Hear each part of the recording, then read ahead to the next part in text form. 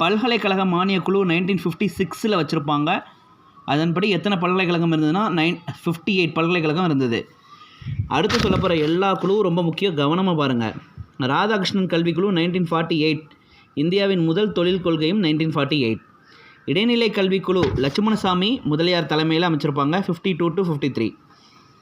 நாடு முழுவதும் ஒரே மாதிரியான கல்வி 10th +2 காலேஜ், அதான் ஒரே மாதிரியான கல்வி, அது பேர் தான் கோத்தாரி கல்வி 1964 வச்சுருப்பாங்க. ஸோ இடைநிலை கல்வியை இது என்ன பண்ணணும், தவிர்க்கணுங்க. தொழிற்கல்விக்கு முக்கியத்துவம் கொடுக்குது. பொதுநிலை பள்ளியில் படிக்கிறவங்களுக்கு 5ஆம் வகுப்பு வரை தாய்மொழியில் படிக்கணுங்குது. 6லேருந்து 14 வயசு வரை இலவச கட்டாய கல்வி கொடுக்கணுங்குது. மத்திய அரசு பார்த்திங்கன்னா தன்னோட மொத்த உள்நாட்டு உற்பத்தியில் 6% கல்விக்கு வழங்கணும் அப்படின்னு சொல்லுது.